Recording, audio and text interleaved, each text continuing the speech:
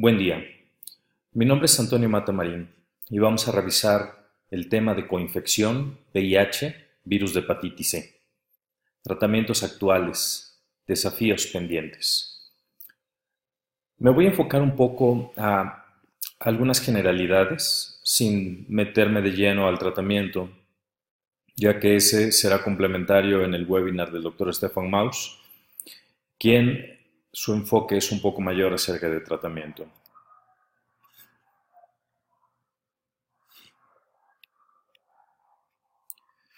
¿En dónde estamos ahora en hepatitis C? El interferón y ribavirina en varios países ha desaparecido. En México, pues su uso cada vez es menor.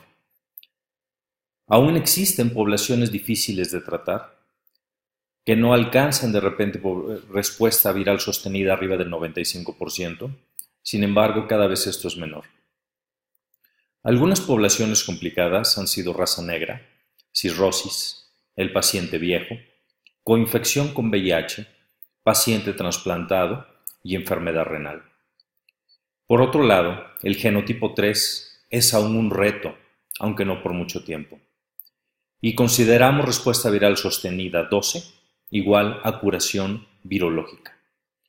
La recaída más allá de 12 semanas es muy rara. Y por otro lado, el costo y acceso a los agentes antivirales directos persiste, pero mejora. ¿Cuáles son los fármacos que actualmente tenemos aprobados en México? Bueno, tenemos 3 grupos en grueso y uno de ellos que es el de los análogos nucleósidos y no nucleósidos inhiben la polimerasa y ahí podemos tener 2 familias. En el caso del análogo nucleótido como sofosbuvir y por otro lado análogos no nucleósidos como el dazabuvir. El segundo grupo son análogos inhibidores de NS5A y en este caso tenemos fármacos desde daclatasvir hasta el recién aprobado pibrentasvir. Y finalmente tenemos inhibidores de la proteasa, desde los primeros que entraron a México, que inclusive ya han desaparecido, como boceprevir y cimeprevir, y en la actualidad grasoprevir y paritaprevir aún existen, y el recientemente aprobado glecaprevir. Entonces tenemos un grupo que inhibe la proteasa, un grupo que inhibe el NS5A y un grupo que inhibe polimerasa. Y por otro lado tenemos ribavirina, que más bien su efecto terapéutico es de tipo de inmunomodulador, además de daño del material genético. No actúa como tal como un antiviral. Tenemos algunos tratamientos aprobados entonces en coinfección y estudios que lo avalan. Por ejemplo, tenemos sofosbuvir-ledipasvir, avalado por ION 4, con respuesta viral sostenida del 96%. Sofosbuvir-daclatasvir en ALAI 2, con respuesta viral sostenida hasta el 97%. 3D, que es un esquema de 3 medicamentos. En turquesa 1 con una respuesta viral sostenida del 97%. Tenemos sofosbuvir-velpatasvir en astral 5 con 95% de respuesta viral sostenida. Grasoprevir-elbasvir en CH con 96% y glecaprevir-pibrentasvir en Expedition 2 con una respuesta viral sostenida del 98%. De acuerdo a las recomendaciones europeas, el paciente coinfectado se debe de tratar igual al paciente no coinfectado. Por eso es que los engloban dentro de la misma tabla de recomendaciones. ¿Y cuáles son las recomendaciones que hay dependiendo del genotipo? Esto cada vez es menos frecuente estar hablando tanto de genotipos. Aún es necesario, pero esto cada vez va pasando a un plano menor, de menor importancia, debido a que los esquemas ya son pangenotípicos. Si bien el genotipo 3 sigue causando problemas, por ejemplo, con el uso de glecaprevir-pibrentasvir, tenemos prácticamente que todos los pacientes naive a tratamiento y sin cirrosis se tratan con 8 semanas de tratamiento independientemente del genotipo. La única recomendación para extender el tiempo de tratamiento en pacientes no cirróticos es en pacientes experimentados genotipo 3 con una recomendación de 12 semanas. Y en el caso de sofosbuvir o el patasvir, todos por 12 semanas. Entonces eso empieza a simplificar que hay algunos esquemas que no tienen actividad sobre genotipo 2, 3, como es grasoprevir el vasvir o sofosbuvir ledipasvir, o inclusive 3D, que son vitasvir, paritaprevir, dasabuvir, y empieza nada más a quedar con dos esquemas muy potentes, pangenotípicos, como es sofosbuvir velpatasvir y glecaprevir pibrentasvir. ¿Qué pasa en el paciente con cirrosis? Bueno, en el paciente con cirrosis la cosa cambia un poco. En el caso de sofosbuvir velpatasvir genotipo 3 no está recomendado, independientemente de que sea naive o experimentado a tratamiento, y en el caso de glecaprevir pibrentasvir todos se van a 12 semanas. A final de cuentas esto simplifica un poco el tratamiento, e incluso si el paciente es coinfectado, se apega a los mismos estándares que en un paciente monoinfectado. Y creo que estos dos esquemas que tenemos ya en México son los más óptimos. En el caso de sofosbuvir, velpatasvir, voxilaprevir, aquí se abre la posibilidad para tratamiento en genotipo 3 con cirrosis durante 12 semanas. Este es un esquema un poco que lleva 3 medicamentos a diferencia de los otros dos, donde GP o glecaprevir pibrentasvir sí tenemos que incrementar el tiempo a 16 semanas si tiene cirrosis, pero se mantiene en 12 en el paciente con sofosbuvir, velpatasvir y voxilaprevir. Este último esquema puede ser usado sobre todo en esquemas de rescate. La tasa de respuesta, como hemos visto en paciente monoinfectado y coinfectado, es prácticamente la misma. ¿Qué es lo que nos complica el tratamiento? Lo que nos complica son las interacciones. Y nosotros podemos ver aquí que algunos inhibidores de proteasa del VIH no se recomienda combinar con inhibidores de proteasa del virus de hepatitis C. Generan interacciones farmacológicas. Entonces debemos estar atentos para, en el caso de iniciar tratamiento en un paciente coinfectado, tratemos de evitar estas interacciones farmacológicas. Bien, por otro lado, en el paciente con hepatitis C tenemos mayor prevalencia de varias infecciones y virus de hepatitis C no es algo diferente. Nosotros aquí podemos ver que en los pacientes con infecciones en parejas heterosexuales monógamas es raro. Tenemos las infecciones de transmisión madre a hijo, que también es baja. Estamos hablando de prevalencias abajo del 2.4%. Algunas conductas sexuales en personas con VIH incrementan el riesgo de contraer virus de hepatitis C. Y en este caso vamos a hablar de algunas conductas sexuales y del tener VIH. El tener VIH genera un proceso inflamatorio a nivel intestinal, a nivel de mucosas, y eso de repente podría ser más susceptible al paciente a la transmisión del VIH. Sin embargo, algunos factores sexuales se pueden asociar también a la transmisión del virus de hepatitis C, que hablaremos en un momento. Y finalmente, los que siguen teniendo el mayor problema de transmisión del virus de hepatitis C, pues son los usuarios de drogas intravenosas, que afortunadamente en nuestro país no es tan frecuente.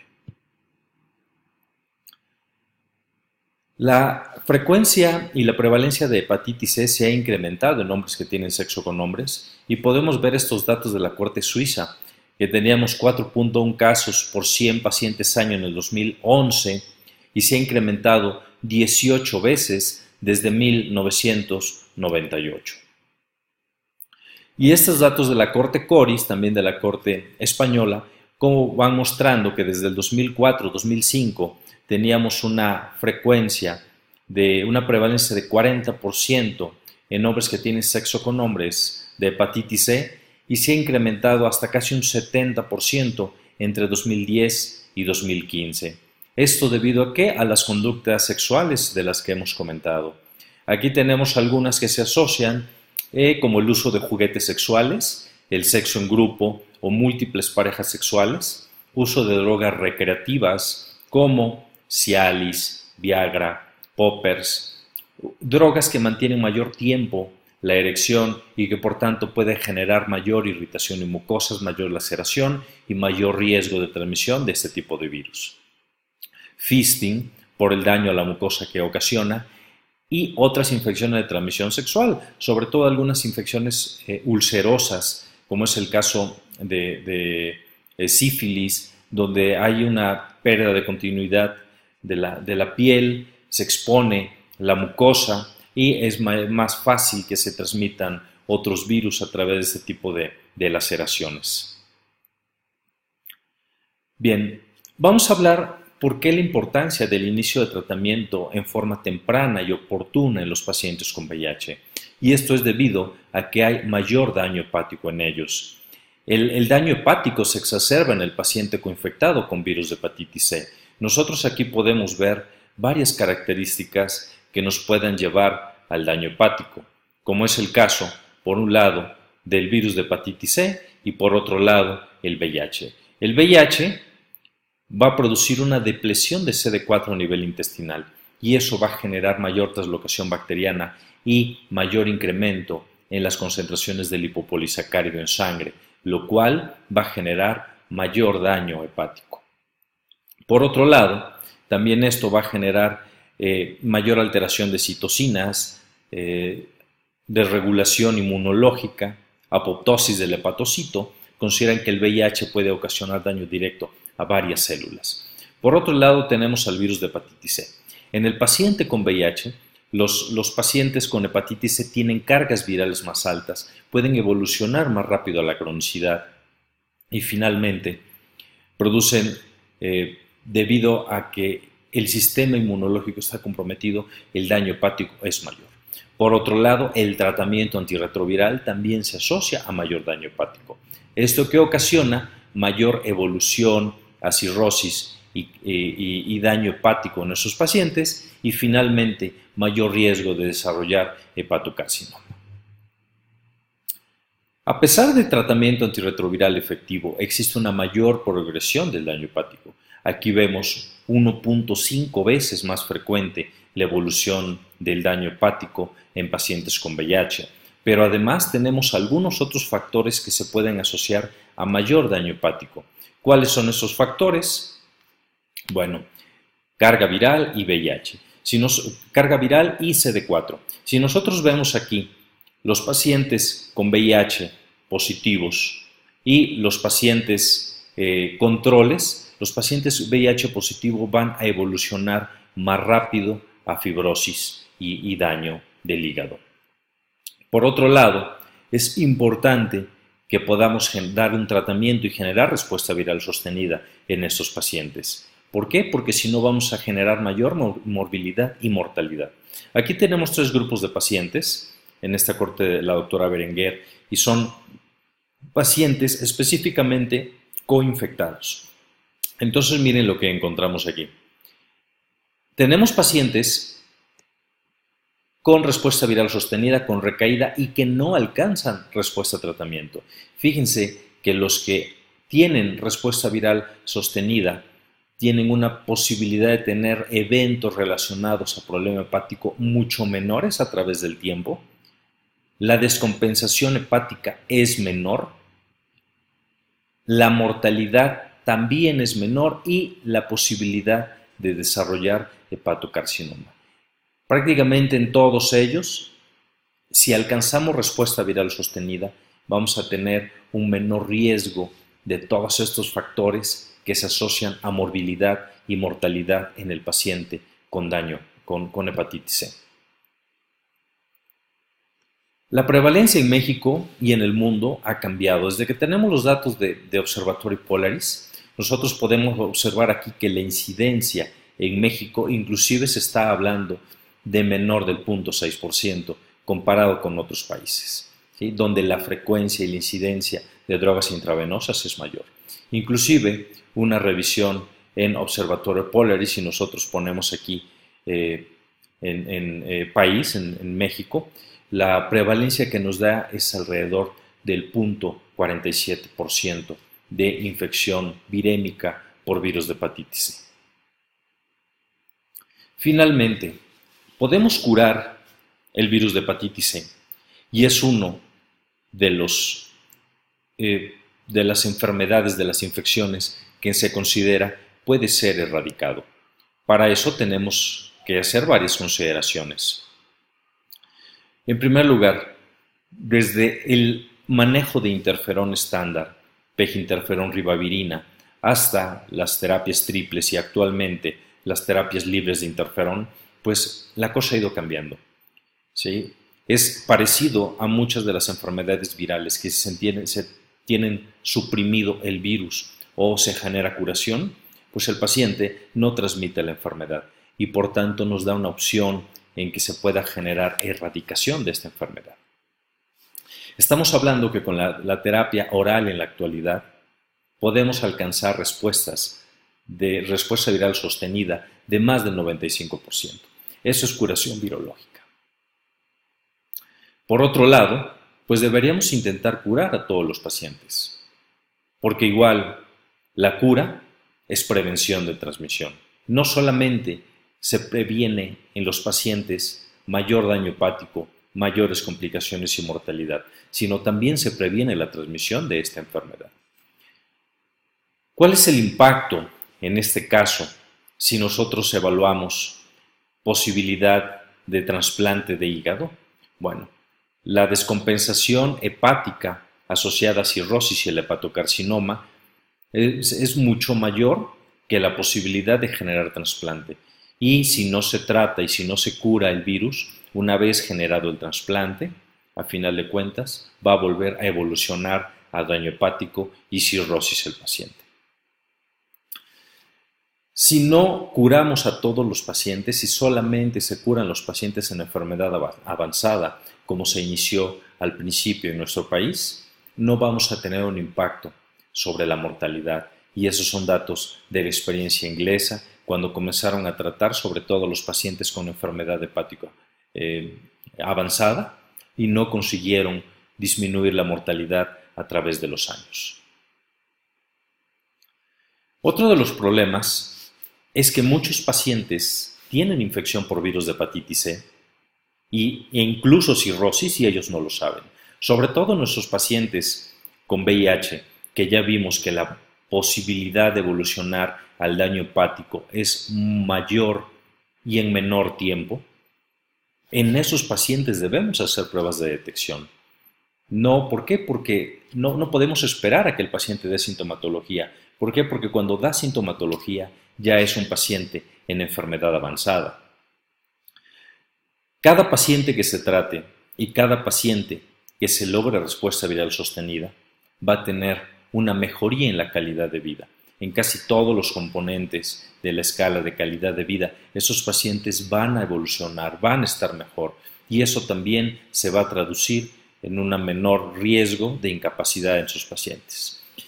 Aún quedan una gran cantidad de huecos en la práctica clínica. Nosotros podemos ver en nuestro país vecino, en Estados Unidos, de los pacientes, del 100% de pacientes que se considera que están infectados con virus de hepatitis C, de esos 3,5 millones, solamente el 50% tienen diagnóstico y consejería.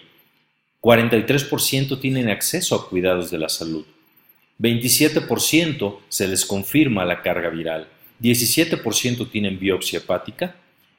16% se les ha prescrito algún tratamiento y 9% únicamente tienen respuesta viral sostenida de estos 100% del total.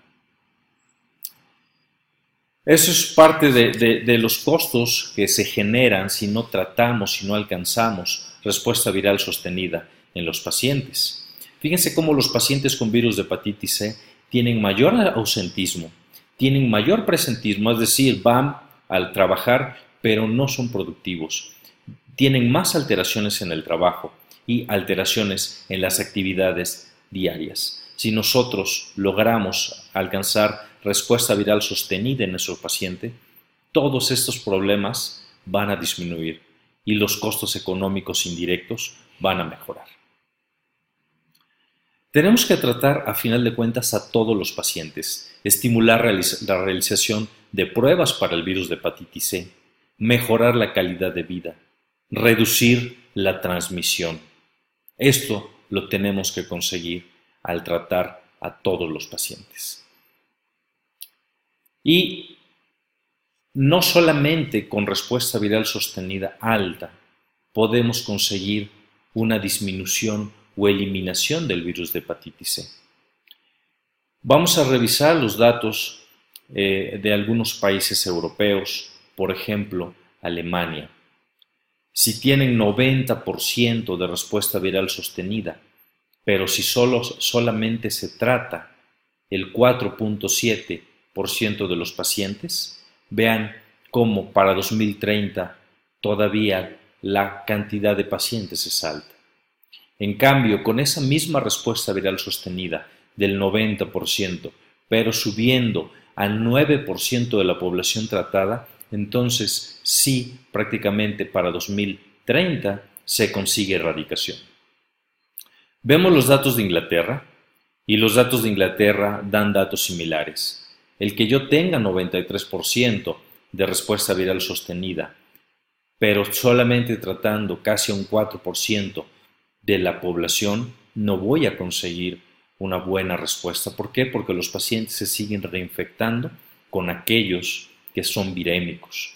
Si nosotros vemos, en cambio, con el tratamiento del 93%, tratar al 14%, vean cómo para el 2025, cómo se ha abatido de forma tan importante la prevalencia de hepatitis C, de incidencia de casos nuevos.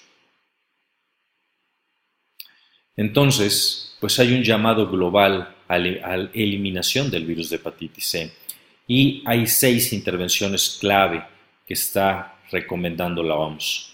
Vacunación del virus de hepatitis B, incluyendo la dosis al nacimiento. Inyecciones y sangre segura. Reducir el riesgo en personas usuarias de drogas intravenosas. Sexo seguro, incluyendo promover el uso de condón. Tratar la hepatitis B y curar la hepatitis C. Los objetivos de la OMS para el 2030 es que el 90% de los casos estén diagnosticados, el 80% tratados y 65% reducir la mortalidad asociada a esta enfermedad crónica. ¿Cuál es la propuesta para erradicación del virus de hepatitis B? Específicamente esta parte de tratar a más del 7% de la población infectada para poder lograr la erradicación. Ya vimos que con tasas del 4% o menos de tratar a la población general no vamos a alcanzar la meta. A final de cuentas, en conclusión, eliminar el virus de hepatitis C es un trabajo de todos. Es un trabajo de diagnosticar a nuestros pacientes en forma oportuna, referirlos a donde sea pertinente para que puedan ser tratados, buscar estrategias para mejorar el ingreso de medicamentos a nuestro sector salud y ser muy cuidadosos en el tratamiento para evitar interacciones, sobre todo en los pacientes que tienen VIH. Muchas gracias.